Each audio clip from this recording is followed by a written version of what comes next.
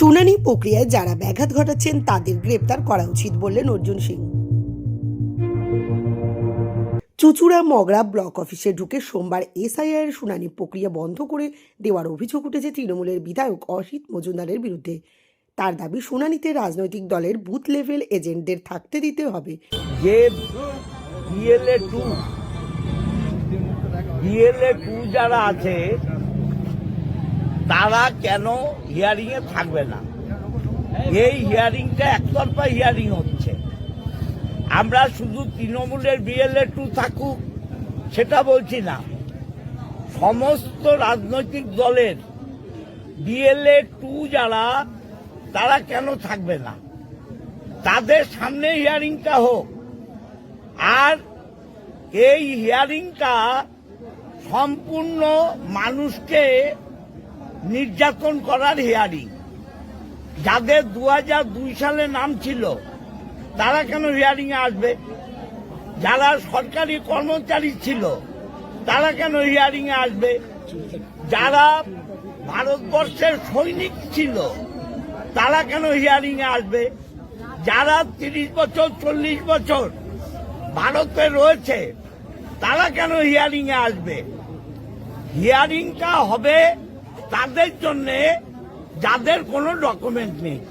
বলপূর্বক শুনানি প্রক্রিয়া বন্ধ করে দেওয়া নিয়ে মঙ্গলবার মুখ খুলেছেন বারাকপুরের প্রাক্তন সাংসদ অর্জুন সিং। জগদ্দলের মজদুর ভবনে সংবাদ মাধ্যমের মুখোমুখি হয়ে এ প্রসঙ্গে তিনি বলেন, যারা শুনানি প্রক্রিয়ায় ব্যাঘাত ঘটাচ্ছেন এফআইআর দায়ের করে তাদেরকে গ্রেপ্তার করা উচিত। তার বক্তব্য, যারা নির্বাচন কমিশনকে চ্যালেঞ্জ করছেন কমিশনের উচিত তাদের বিরুদ্ধে যথাযথ পদক্ষেপ নেওয়া।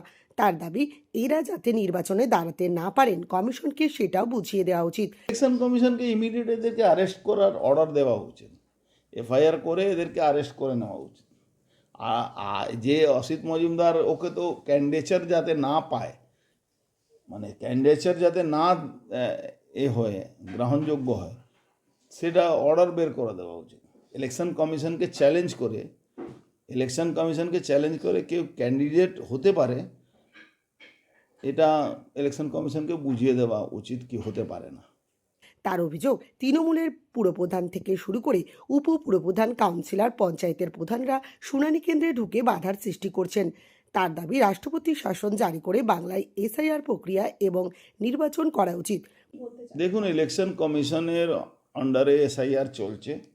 এসআইআরে নানাভাবে বাধা দেওয়া হচ্ছে।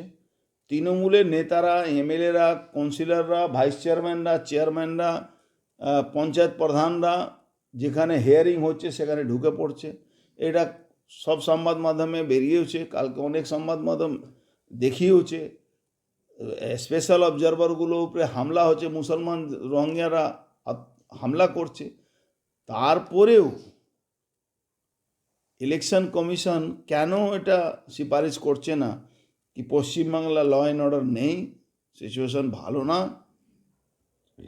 Immediate law and order situation বহাল করার জন্য পশ্চিমবাংলা রাষ্ট্রপতি শাসন করে ভোট করা উচিত বা এসআইআর করা উচিত।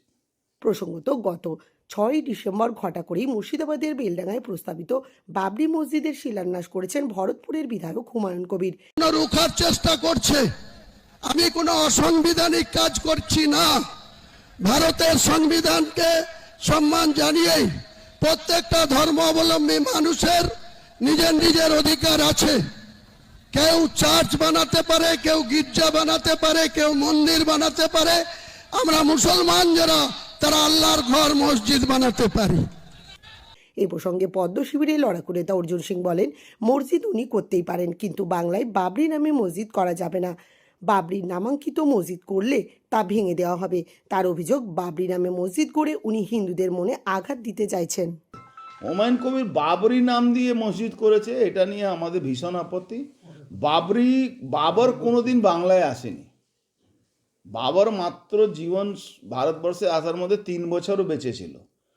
ও কোনোদিন পশ্চিমবাংলা আসেনি। এখানে বাবরি নাম দিয়ে হিন্দু সেন্টিমেন্টকে উনি আঘাত করার চেষ্টা করছেন।